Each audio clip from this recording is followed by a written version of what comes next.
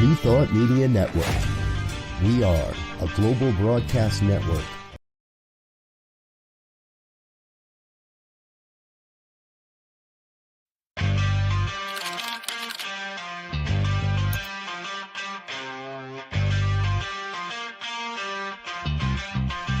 New Thought Media Network. We are a global broadcast network of positive music, media, and entertainment. Inspiring humanity's evolution along the journey of enlightenment and creating a world of love, peace, empowerment, and prosperity for all. New Thought Media Network. Positively inspiring.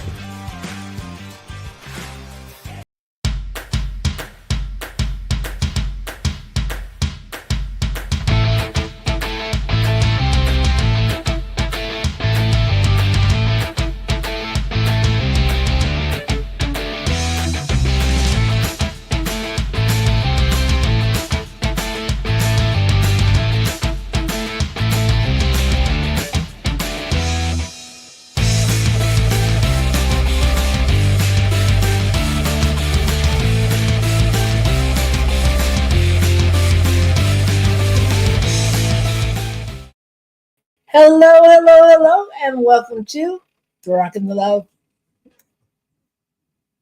I'm Gil, and this is Robyn, and we're both here to figure out something more about balance. So we talked a little bit about this not long ago, but we're going to figure out some more today. So welcome to the show. This is Rockin the Love. We are excited to have you all here. Please say hello, talk to us in the chat, ask us questions, tell us your thoughts. Check out the various places where you can like us and tell us how wonderful we are, that kind of stuff. We'd love to hear from you. Yes, and we know you're out there. I have people come up to me all during the week going, I watch your show, and tell me about it. So we know we have secret listeners out there. So hello to you secret listeners, to Alvin and Louise and Grace and all of these people who like to tell us later on that they watch our show. We are so glad you are watching us, even if you're hiding out there. It's good to know we have love in the ethers. That's right. So, yeah, we're going to talk a little bit about balance and just balancing energy in a relationship. I think balance is something we could probably talk about, in all different aspects. Everything. I mean, our lives, everything depends on balance. Everything depends on balance. And we made the mistake of talking about it right before the show starts. So as all those commercials are playing in the intro, we're like, so what are we doing today? Where else do we have to be? Blah, blah, blah, blah, blah. That's crazy. That was crazy. Because I'm like, this is so not comforting, soothing, or relaxing. Because I'm like, well, I need to go here. Do you have something later? What's happening? Yeah. So we're gonna explore a little bit of that. But let's talk about our week. Our week. Well, it was our week mostly. I enjoyed it very much.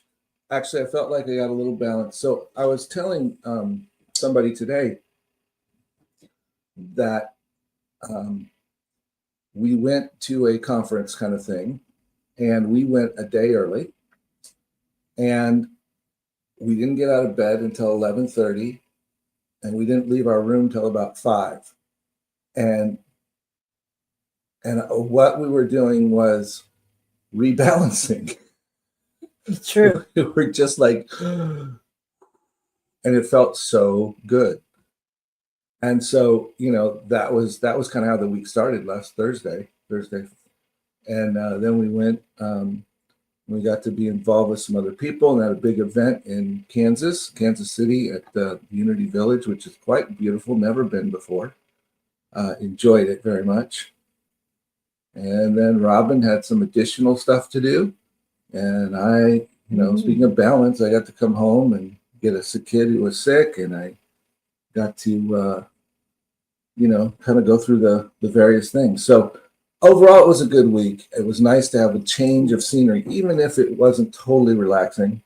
It was definitely a change, and it was nice to talk to people and all of that. It was good. It was fun to be with people. We went for the opening of the Science of Mind archives at Unity Village. They moved them to Unity Village.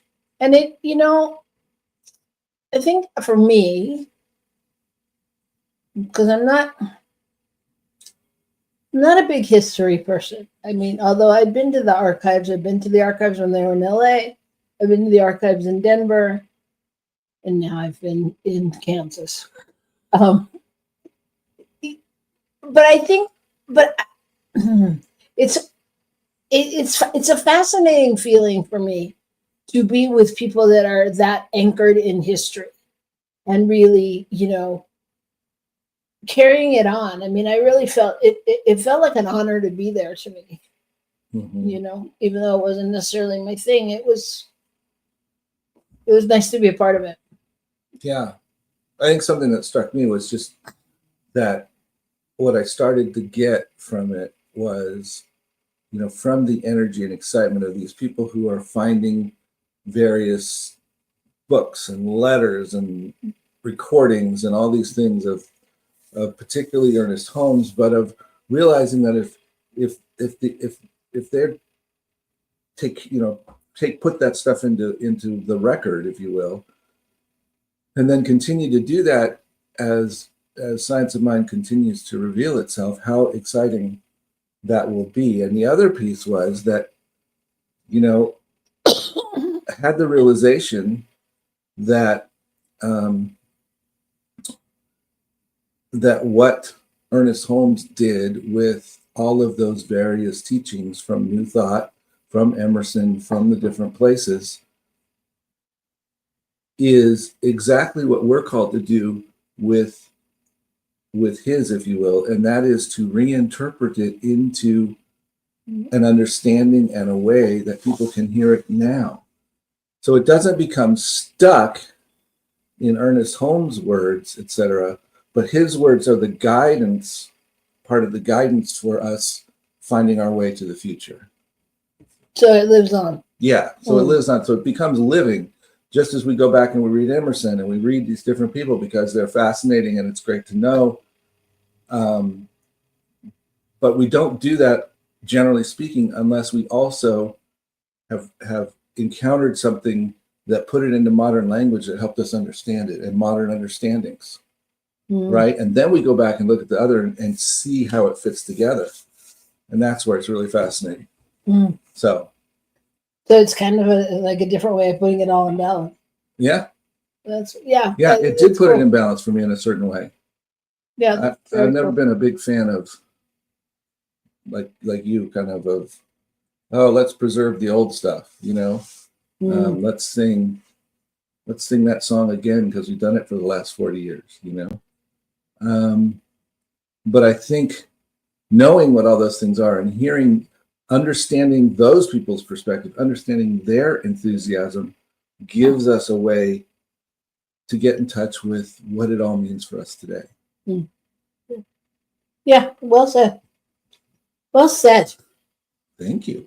I think there's something happening. What do you mean? Something's happening. I'm becoming well spoken here. I don't know. I'll have to get over it soon. All right. Way to say something nice and put yourself down all in the same sentence. It's pretty quick, huh? Yeah, it was good. All right. All right. Yeah. So that was our week. It was good. It was I think the week for me was very, I don't know. Everything feels very surreal in some way. It's like things feel like in slow motion almost. And like you came home early because the kid was sick and there was no other thing we could do. But, it was all in slow motion. I felt like I was watching all this stuff happen. A train wreck. Just stuff happening. I mean, yeah. I missed my plane and blah, blah, blah, blah, blah. None of it was bad. It just was what it was, And it made us have to readjust. We had to readjust. Yeah. Yeah. A lot. And I think, well, go ahead. I was just going to say, and you were struggling with your mobility this week, which meant we had to readjust a lot of things to try to make that as possible for you and with as little pain as possible. Mm-hmm. And so that created readjustments for all of us. Oh, you're saying it's my fault. Pretty much, yeah, that would be it. I think that was the gist of the story. Okay. All right. Well, as it should be, all about me. That's right. All right. Let's go to some good news because this isn't feeling good. So let's go to our segment where we talk about the good news in the world, and you've got it all today, babes. I've got it all today. So, as you know, we most recently before landing in Albuquerque, well, anyway, I most recently before landing in Albuquerque came from the Bay Area, Northern California, and so found this little bit about Petaluma, which is a small town north of San Francisco, up in Sonoma County. And they set up a 3-month trial where they enlisted the various restaurants, particularly like fast food and mom and pop fast food, that kind of stuff. And they put out reusable cups. So they all use the same reusable cups so that people could use the cup and then put it into a bin or drop it at a restaurant of any other place. And so they would get washed and reused. And they tried it for 3 months, and it was going so well that they've adopted it. And it's really working wonders to help with all of the trash. Wow. The major chains like Starbucks and Taco Bell alongside the local mom and pops. So the regular cup that they use. Mm-hmm. So instead of using, Taco Bell's paper cup and, et cetera, they use this one cup that says sip, return, repeat on it. Has a little picture, et cetera. And then they have these big reusable cup return bins where you, kind of like recycle your cans kind of bin with just a thing big enough to drop your cup in. Yeah. And I thought that was pretty cool. Cutting the waste. We haven't seen this level of community engagement, awareness, understanding, satisfaction, and pride before.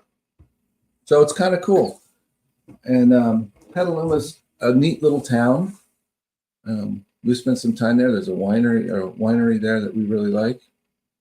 And anyway, it's interesting because in part it's such a small little town that they took the initiative to do something like this. And sure, it's not making the impact if LA did it, but it's manageable, and they're doing it and showing that it can be done. Yeah, start. Yeah. That's cool. Yeah. So, I, on the other hand, have another little good news story I want to share with you. And that is about in Singapore, they have figured out how to utilize the falling rain to create electricity. So that seems dangerous. Yes. Have visions of Ben Franklin and his umbrella and the lightning, don't you? Mm-hmm. Well, obviously Singapore is a tropical area, and so I'm sure they, get a lot of rain, and probably some areas get a huge amount of rain. But using the scientific principles of how the physics of atoms work and et cetera, they're able to actually capture the energy from the rain. Wow. And it's not terribly outside of the thing. We've been using water and flowing water to create energy for years. But here we don't have to store it up. We don't have to have a big thing. We just utilize what's falling from the sky. So I don't know the ins and outs of it, or what exactly they'll come to. But it's quite interesting. It's quite interesting that we could do that.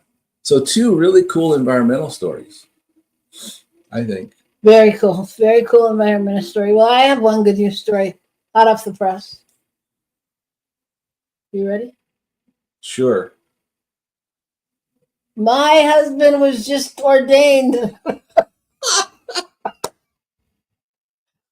Science of Mind minister. He just finished his panels and they fell for it. That's right. I bamboozled them all, my mom would say.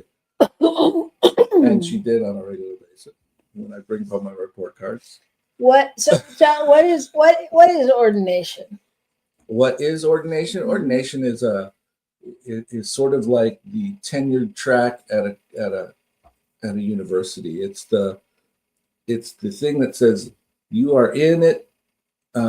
You're accepting the position for ongoing. That's your life basically, and moving forward. And so it kind of has that flavor to it. But the other part is it's a very spiritual concept of really accepting the mantle, if you will, of being a minister. And it's a difference between being in ministry and being a minister.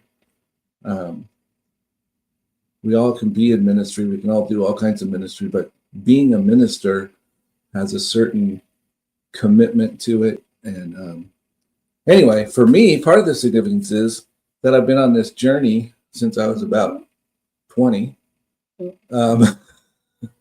So it's been a long time. And I've been working with Centers for Spiritual Living on and off for 14 years, 15 years? More than that. Yeah. Well, I mean, in terms of the ordination thing. And then, so it's kind of exciting and I feel really positive about it and I'm grateful. And there we go. Well, good. Because the world needs more positive, grateful ministers. That's right. Because most of us are pretty sideways. Not our producer, Michael Mangus. He is one of the positive. Positive beings. Yeah. And not our fearless leader, Robert Brzezinski. Who's positively inspiring. Who's positively inspiring all the time. Yeah. Haven't just spent the weekend with him. So it is a journey, though. No, but I think that's great. Congratulations. I'm happy for you. I don't understand it, but I'm glad you do. I don't. I think everybody just makes up more reasons for. Well, it's about the party, really. It's about having a bunch of people get together and say, "Oh, aren't you special?" Yeah. That kind of thing. Yeah. No, it's not. It's not just about that. It really is. It was interesting because they asked me if I had any questions, and the only thing I asked them was, "So, what did ordination mean for you?" And that was a very interesting response. Yes, in fact, we will be drinking. I don't know what. I do. Well, apple cider, margaritas. What are we drinking? But okay. So we'll finish the story though. Just that all of them said that there was this shift that kind of happened within them that they felt when they were ordained, particularly when they brought the people together and realized how important it was for everybody to come together and people wanted to celebrate them. And it was a big deal. So there you go. I'm excited. I'm honored. I'm, what's another word for that? Anyway, I'm humbled. That's the word I was looking for. Well, I know I have already had one guest RSVP. So, and that was before the panel. So what I know is that if the stars align and everything is right, our fearless leader, Reverend Dr. Sonny Cantrell, will be there to celebrate you. Yay. So, yeah. That's exciting. That's exciting. It is exciting. I mean, and yeah, like you said, if nothing else, I mean, what a great party. Not only to celebrate you, but all of you that are doing such great work in the world. All of us. Yes. My dear, speaking of balance. I was just talking about the ministers. Don't cut yourself out. I'm not cutting myself out. I was just talking about the ministers. Y'all seem to like have your name on things. Ministers, rah, rah, rah. Us practitioners are a little more laid back, some of us. Some of you. Not all of you, though. Come on now. Not all of me, but there's a few. This is a slippery slope. So what we're going to do is slide right down it onto a commercial break, and we're going to come right back here in a few minutes after you hear these words from the positively inspiring New Thought Media Network. Please help us say thank you to our organizational sponsors, including the Hefferland Foundation, Affiliated New Thought Network, International New Thought Alliance, Science of Mind Archives and Library Foundation, Center for Spiritual Living Denver, Center for Spiritual Living Midtown, New Thought Philadelphia, Planned Happiness Institute, Summit Center for Spiritual Living, One Heart Retreats, Center for Spiritual Living on the Lake, Unity Kitchener, Unity Spiritual Center Ottawa, Olmstead Center for Spiritual Living, Satya Center, Begin Within Ministries, Center for Spiritual Living North Jersey, Unity of Savannah, and the Center for Spiritual Living Seattle, as well as all of our individual donors. Thank you for being part of the New Thought Media Network. Please like, share, and subscribe. New Thought Media Network, positively inspiring.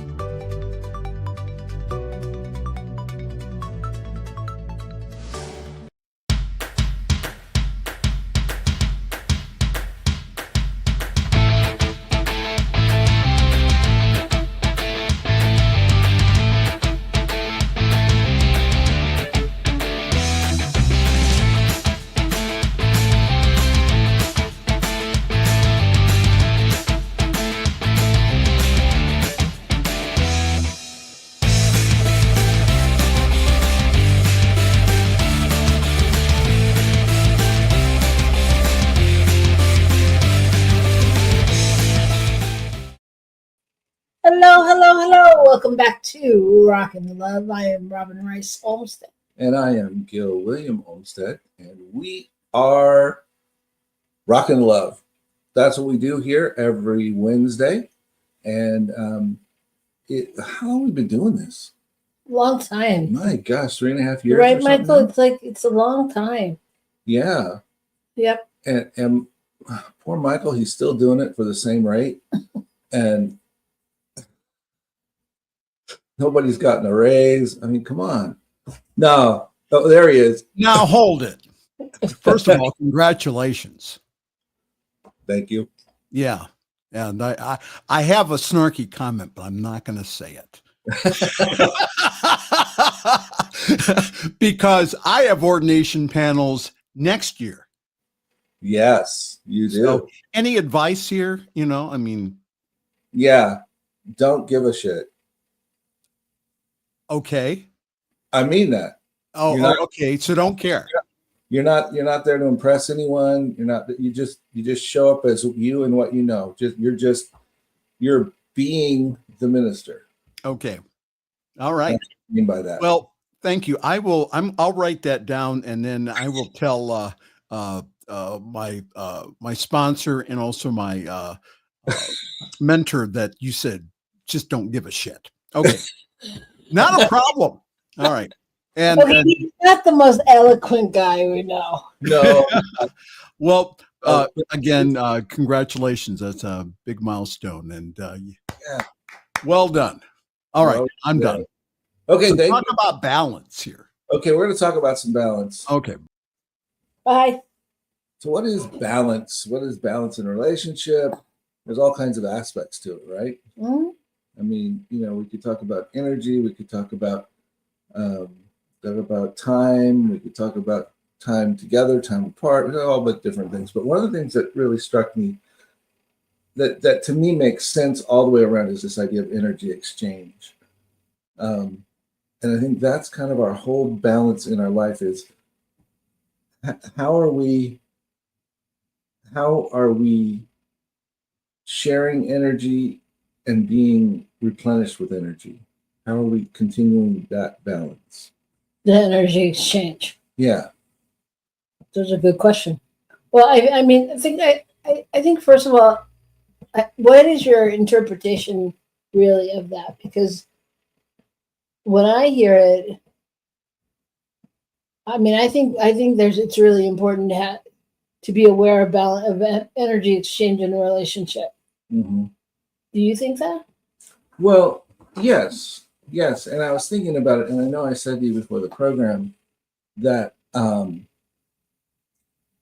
this whole idea of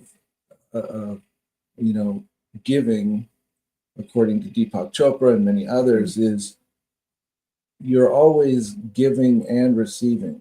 You can't do one without the other, right? And so I think of energy exchange, and often we think, well, I'm going to give something here, and then somebody's going to give me something over there. And if you're in a relationship where you're not getting enough back from the other person, then now that's a problem. You got to figure that out. If you're putting in all the effort, kind of thing. And so I was thinking about it, and it seems that we have the opportunity truly to give and receive. And sometimes when we are receiving from someone else, we fail to give back because we aren't grateful for it. We aren't satisfied with it. We aren't whatever. So then that exchange of energy kind of gets interrupted and there's not much happening. And the other side of that is if I'm the person who's always kind of putting out, feeling like it's not coming back, then part of my responsibility there would be to adjust how much energy I put in and find somewhere where the energy is flowing to put my energy into. I mean, and you talk about a job, you talk about a relationship, you talk about all kinds of different things that function in this way. Yeah, I think I hear you, and I think it's a really tricky situation to talk about and decipher, because I think your words are really important around it, and I'm not sure like how clear or clean that was. I hear you, but I know what you said because I've been decoding you for years. But can't you share that decoder right now?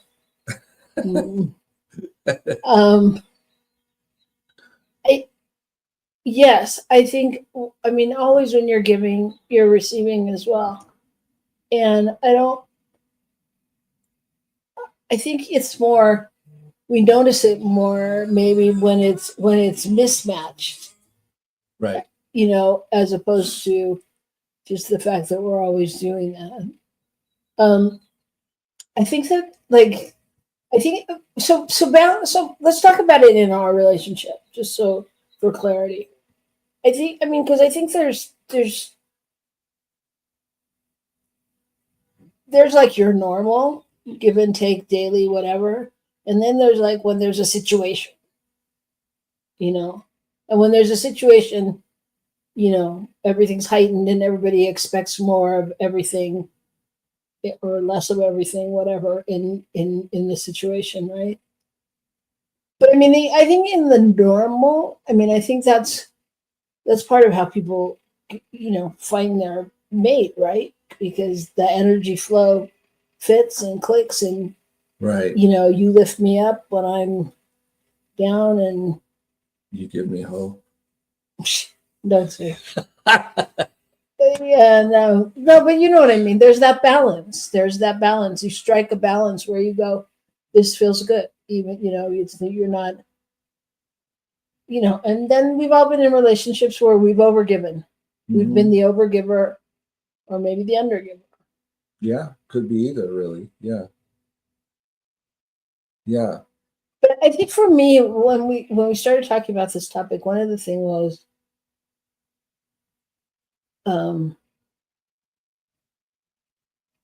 how we use the energy in the relationship.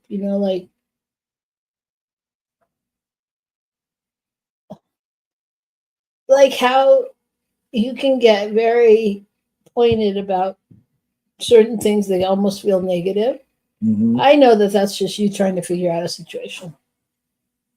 But until I knew that's what that was, that felt really abrupt, and it didn't feel like you were giving me energy.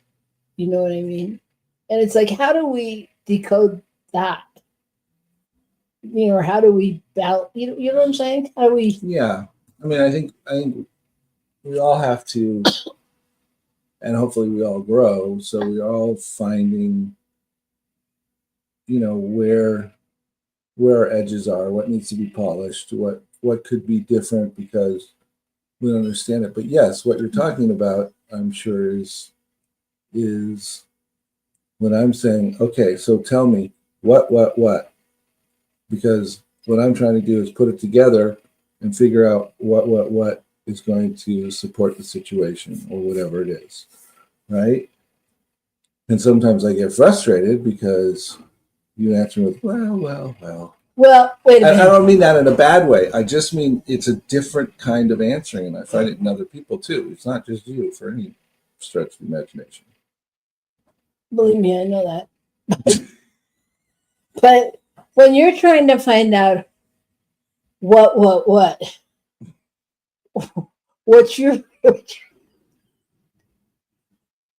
generally what you're really asking me is why? That's what you want to know. You want to know, how did this happen? Like, we'll take the example from this weekend. So I missed my plane. I called Gil and I was telling him what I needed, what had happened, whatever. And we're trying to get me on another plane within an hour or hour and a half or whatever timing it was. And he's like, but why did you do that? Like, it doesn't matter right now. Well, I can tell you about that later. But I got that this time. You did get that this time. I just want to clarify that when I sat for a second with that, I was like, yeah, okay, right now that won't make a difference. All right, we'll move on. But yeah, so 24 years in, folks, if they're starting to get it, don't give up hope. It's all right. It will be all right. No, and thank you. I'm glad you got it and all of that. But I mean, but that's the kind of thing. So that's the times when the energy doesn't feel supportive.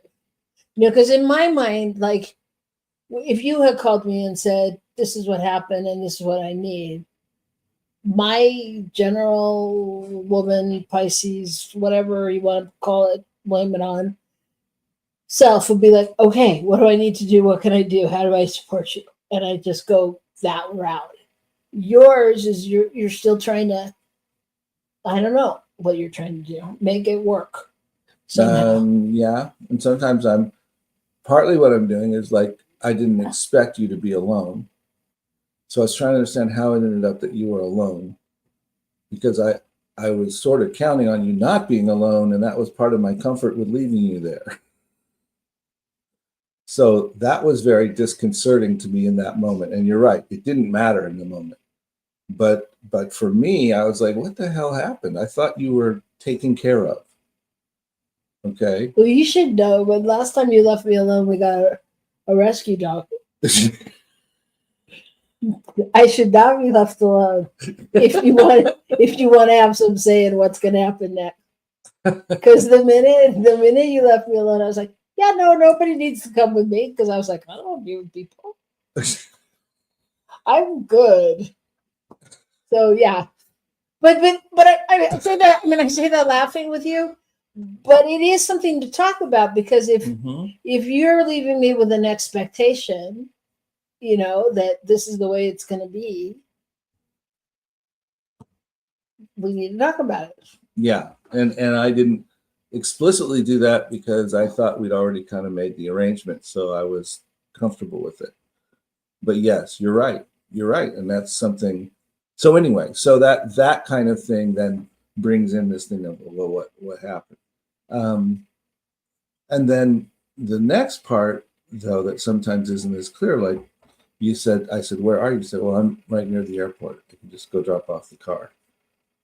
And then when I talked to you half an hour later, you were just getting to the car place. And I'm like, where in the hell were you? I know, but again, It I hear didn't you. matter, but it didn't matter. But I just was like, wait. I know, but I'm in a foreign country. I'm like, you know, I don't know where I am. That's where I thought I was. That's where I was headed when I left. That's where I thought I pulled. You know, it doesn't matter. So anyway. Yeah. So how do you? So the question becomes how do, in those moments when both people are feeling frustrated or misunderstood or not heard or whatever the right terms are. How do you realign and get to a base where you can give energy to each other? Yeah.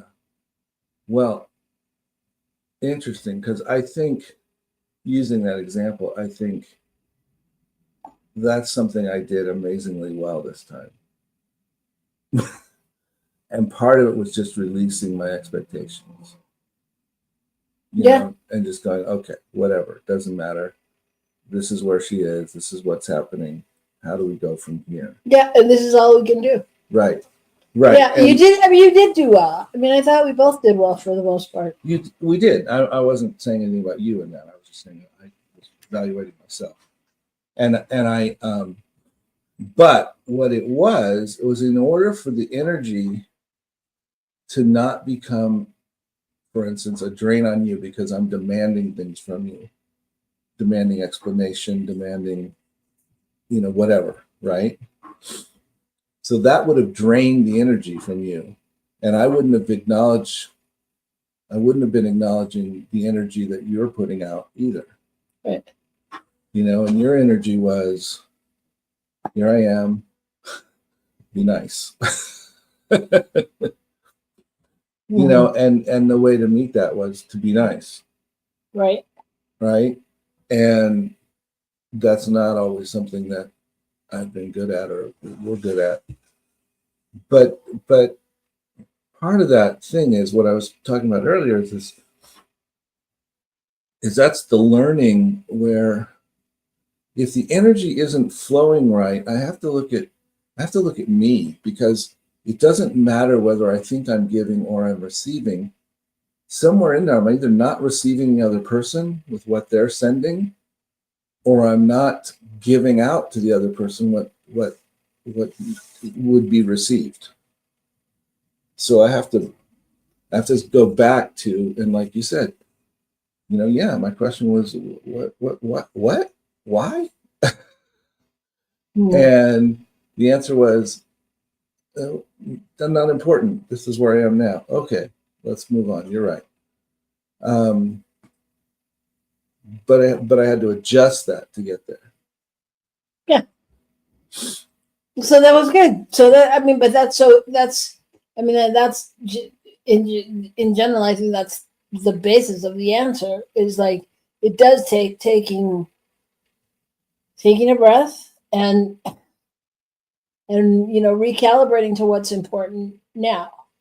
Well, and I think stretching that out into the, you know, backing off into the larger picture, if I'm in a relationship or I'm in a job where I feel like I'm giving, and nothing's coming back to me, the energy is all going out, then I have to stop and look at myself and go, okay, so what is that?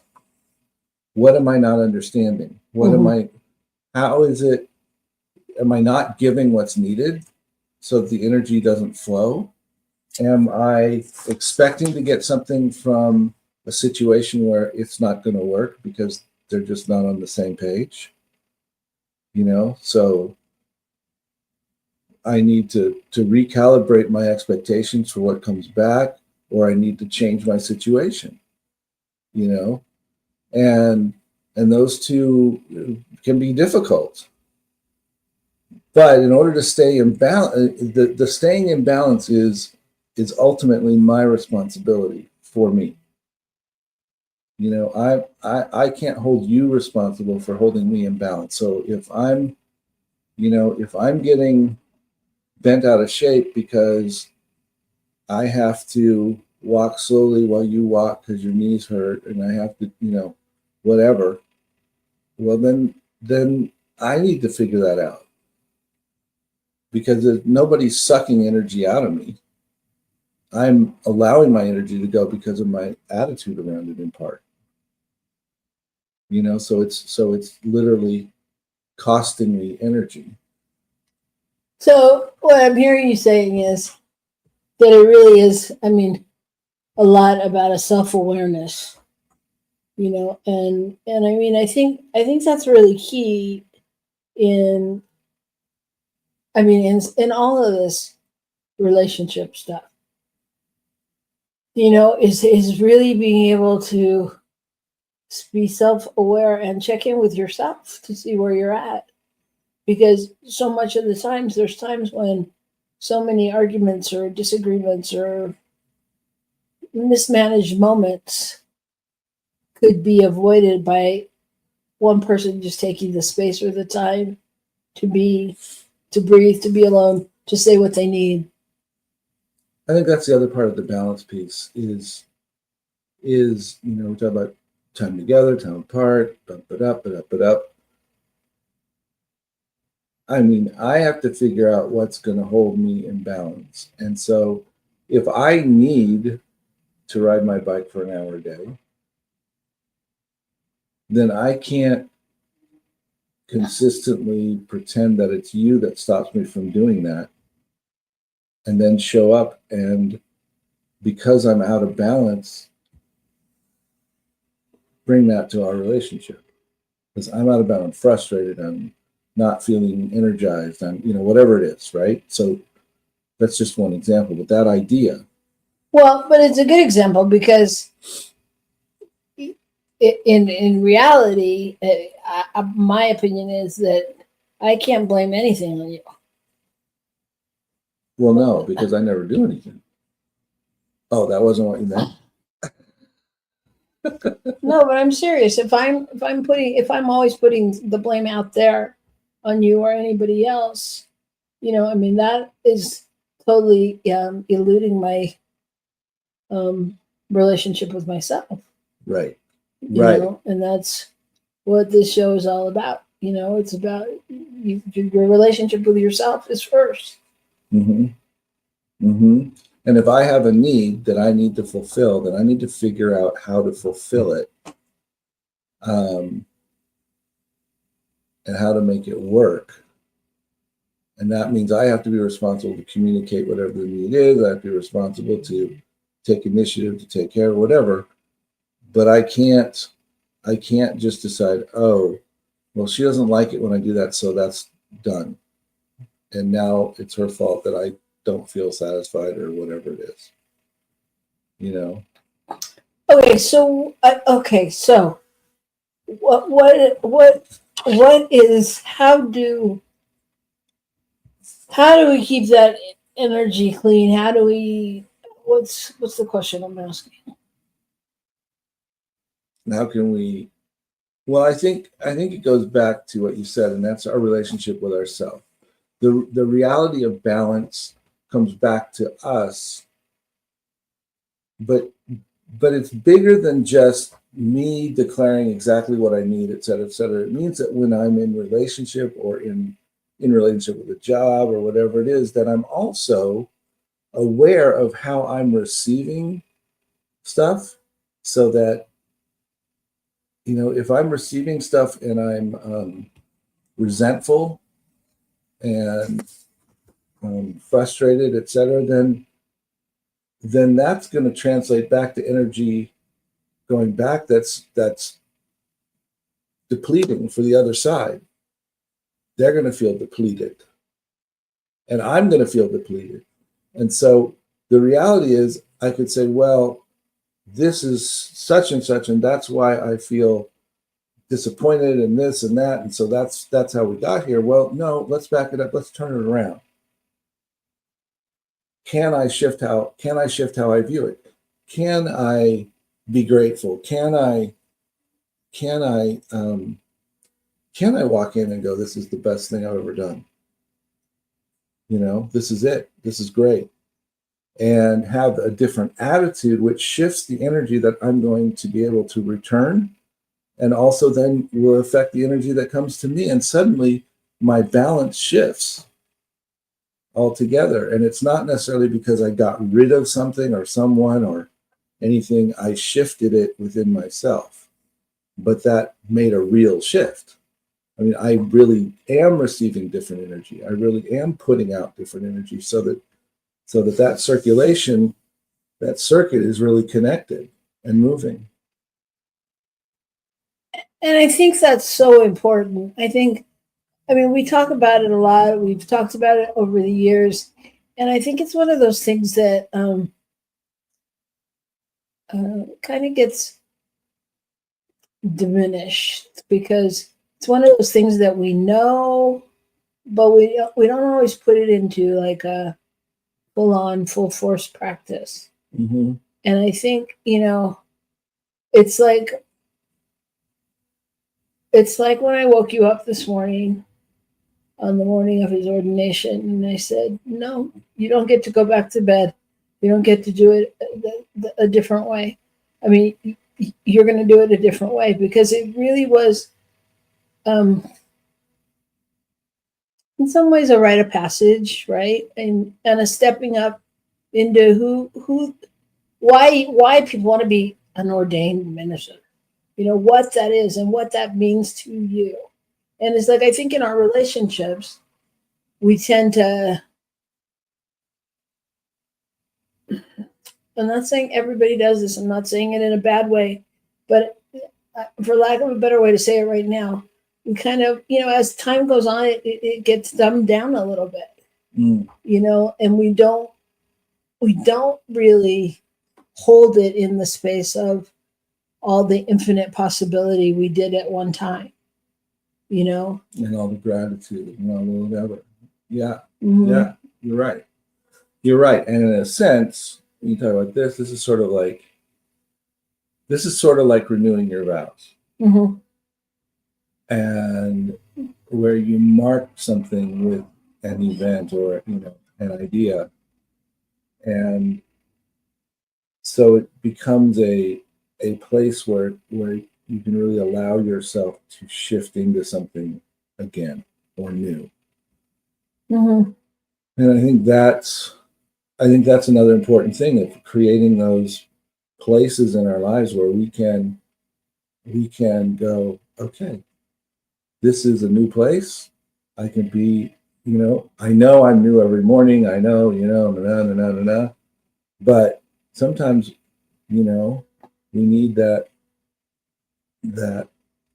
some kind of marker that helps us, and to really consciously realize that part of that marker is letting go of whatever's been holding us back, letting go of whatever the energy is that we've been not working well with. Yeah, or whatever the story is that we've told ourselves, you know, because I think, yeah, it is, you know, even if it's, I don't know, something small, it's like, if we're still, you know, if we're holding ourselves in that place, of something that we that bothers us, that we don't like, that's annoying, that whatever, we are going back to that old cellular pattern. We are going back to that way of being every day, and nothing's going to change. It's like if we're holding ourselves in a pattern of being broke, unless we can get past that, it's not going to change. And the same in our relationships, and the same for us. And I mean, and so I would say, as we think about things that maybe partners, couples, families, it doesn't matter the relationships, but if you're in a relationship with somebody where you're relating and you want to keep your relationship growing and thriving, like maybe you set an intention together. Maybe you let go of something, like, maybe he lets go of, well, you always say this and you're not near the airport, you're 10 miles away. Okay, whatever. You told me In-N-Out was on the corner. Details. I told him that In-N-Out was on my corner and it's like 5 blocks away from the house. When we first met. But that's my corner. I believe that it's all mine. Anyway, but getting specific with people, and especially loved ones, and going back to just that baby step, because also I think we're inundated with information and we feel like we know so much, and are we putting it into practice? Are we not putting it into practice? It's overwhelming. It's overwhelming. So it can be. You said something I was going to talk about, and now I'm having trouble remembering because we got sidetracked. But I think setting an intention, or setting, like I'd like to debrief that situation with you a little more and set an intention for us this week. So maybe we can do that. Mm-hmm. Maybe we can do that. We'll share it with y'all next week. Next week, when we have rockin' the radical self-care is our topic, and we will have our guest, Miss Shay, will be here, and we're really, at the end of the day, it's all about the self-care. It's part of what keeps it moving in the right direction. So yeah, and it's not about self-indulgence, it's about self-care. When we take care of ourselves in the ways we need to, we have created the space for ourselves to show up in the ways we need to in our world. I think that's really what it is. What do you think? okay, you got so pensive there. I know, so thoughtful. So Okay, I'll get over mindful. it. Well, this is a big topic. It is. We just took a little bite out of it. A little tiny bite. And I think, I think that energy is a big deal. So I think we'll go back to visiting it next month as well. Why not? That's what I say. That's what we say. So we hope you're saying that too. And whatever you're saying, make sure you rock the love, everybody. The world needs it. So we'll see you next week. We'll see you next week, unless Rock we the see love. you on Ghost Behave Metaphysically, or we see you at the Solid Grounds Music Cafe. Okay, everybody, we love you. We Take could care. also see them at Michael Mangus's Fireside Chat. That's true too. We could just pop in anywhere. So make sure you check out all of the shows on New Thought Media Network, and perhaps we'll see you there. Rock the love, everybody.